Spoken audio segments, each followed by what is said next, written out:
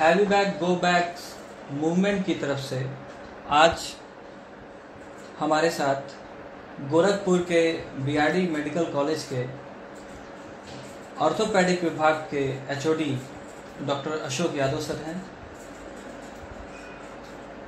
Doctor साहब गोरखपुर ही नहीं पूर्वांचल के इस पूरे पूर्वांचल क्षेत्र के जाने माने ऑर्थोपेडिक सर्जन हैं। अपने इस विषय को लेकर के उन्होंने हमें समय दिया और आइए हम डॉक्टर साहब से बात करते हैं। सर बहुत बहुत धन्यवाद। पहले तो आपने अपना जो कीमती समय दिया हमें इस विषय के लिए। धन्यवाद आपको निखिल जी। सर सीधे हम लोग अपनी बात शुरू करते हैं।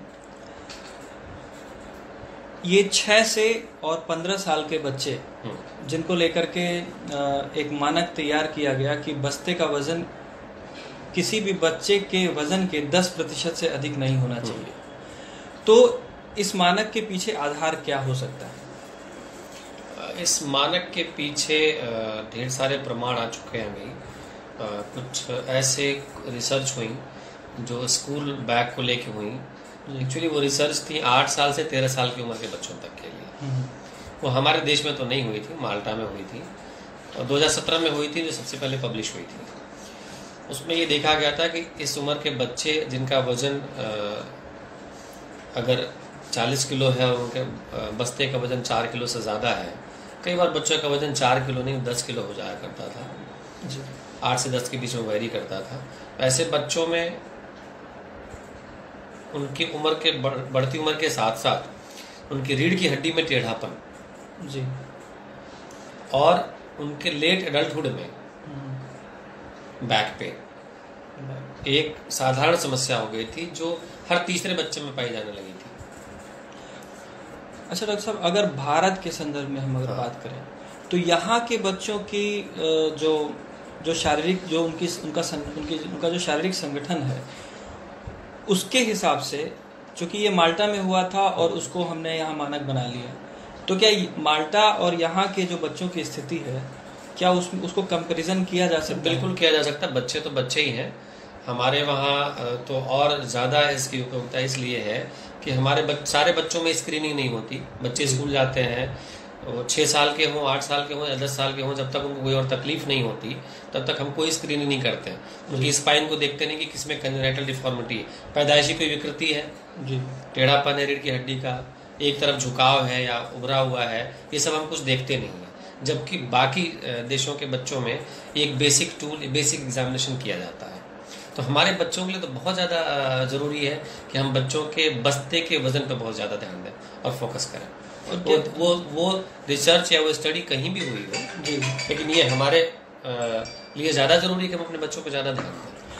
क्या यहाँ भारत की जो जलवायु है और यहाँ के बच्चों का जो शारीरिक संगठन है, जिसमें हम ये देखते हैं कि कई बार उनको प्रोटीन्स और विटामिन जो उनको उनके न्यूट्रिशंस जो है वो प्रॉपरली उनको नहीं मिल पाते, तो वहाँ पे क्या यहाँ के बच्चे शारीरिक रूप से कंपैरेटिवली यूरोपियन कंट्रीज से अगर कंपेयर करें तो क्या वो उनका शारीरिक संगठन कुछ कमजोर होता है? या देखिए, जो जेनेटिक लेवल पे चेंजेस हैं वो तो हम लोग स्वीकार के आगे बढ़ेंगे, लेकिन हमारे बच्चे किसी बच्चे से कमजोर नहीं होते। उनकी बनावट ऐसी नहीं कि वो कमजोर है।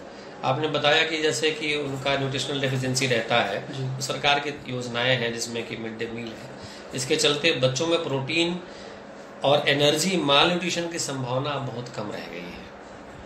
अच्छा डॉक्टर साहब, स्कूलों में सवाल ये कि आज जैसे हम लोगों ने अपने सर्वे में जब देखा तो लगभग बच्चों के बस्ते का वजन बच्चे के वजन में और उनके बस्ते के वजन में, स्कूल बैग के वजन में लगभग 20%।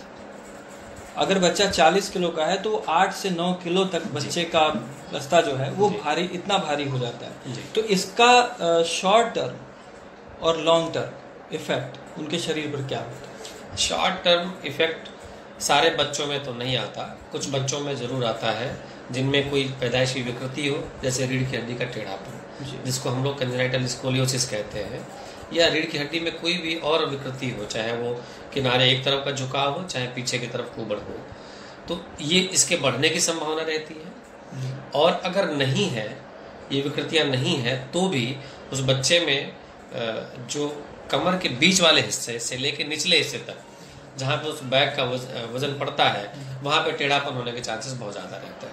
इससे बच्चों की हाइट थोड़ी कम लगने लगती है। होती एक्चुअली अच्छी है, लेकिन चूंकि उस एक सीधी छड़ी को आप 3 जगह मोड़ दीजिए तो छोटी हो जाएगी जी। तो ऐसे उनकी हाइट कम लगती है।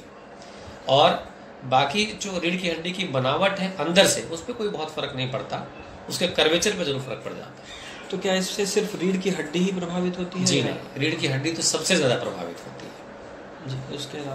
उसके अलावा कूल्हे की हड्डी पे फर्क पड़ता है। जिन बच्चों में बहुत मामूली अंतर से रीढ़ की हड्डी बनी हुई है, कूल्हे की हड्डी से जहाँ जुड़ती है, वहाँ पे हम लोग लिस्थेसिस की प्रॉब्लम देखते हैं कि स्पाइन का एक कर्व होता है। अगर मैं आपको दिखाऊं, ये स्पाइन है, लोअर स्पाइन। तो जब बच्चे हमारे जो ले जाते हैं बैग ले जाते हैं, तो बाय डिफ़ॉल्ट उनको चूंकि स्कूल बैग रखने का तरीका कोई नहीं बताता जी। तो इसलिए उनका जो बैग सबसे ज़्यादा आता है इस पे आता है, हमारी पीठ के इस हिस्से पे आता है, जो कि बैग रखने की कतई जगह नहीं है। बैग रखने की जगह अपर बैग होती है ये, लेकिन हमारे किसी बच्चे में बैग यहाँ पे नहीं होता जी, वो थोड़ा सा झुका हुआ और नीचे रहता है वो। तो ये जो जगह है रीढ़ की हड्डी की, ये बोन थोड़ी सी आगे पीछे होने लगती है प्रेशर पड़ने। और अगर किसी में पैदाइशी विकृति है, जैसे यहाँ पे पैदाइशी कुछ लोगों में लचीलापन रहता है, तो आगे खिसक जाएगा। तो जो तकलीफ उसको नहीं होने वाली थी या उम्र के किसी और मोड़ पे होने वाली थी, खासतौर से महिलाओं में, बच्चियों में, तो वो अभी होने लगती। तो ये विकृतियों के बढ़ने की संभावना बहुत ज़्यादा रहती है। तो क्या ये जो शोल्डर पे जो स्ट्रिप होती है, इसका भी असर? जी हाँ, उसको हम लोग, अगर आप यूँ समझिए कि हम लोग कहते हैं अर्गोनॉमिक्स होनी चाहिए। बच्चों के स्कूल बैग महंगे से महंगे जरूर खरीदते हैं लोग, लेकिन कैसे और कहाँ पे रखना उस बैग को अपने स्पाइन पे, ये कोई बताता सिखाता नहीं है। लेकिन इसकी ट्रेनिंग होनी चाहिए। लेकिन फिर भी ये ट्रेनिंग अगर मान लीजिए देते भी हैं, तो भी क्या 7-8 किलो नहीं, हम वजन की बात नहीं, हम तो अभी एक साधारण जो जरूरत है उतने की ही हम बात कर रहे हैं। वजन तो हमेशा गलत है। वजन गलत है। हाँ। सर, आपने बहुत कीमती सुझाव दिया। आपका बहुत बहुत धन्यवाद कि हम लोगों की कुछ जानकारी का आप बच्चों में इस्तेमाल करेंगे, और बच्चे सबके बच्चे हैं, बच्चे स्वस्थ रहेंगे तो आगे उनका भविष्य अच्छा रहेगा। धन्यवाद सर। बहुत बहुत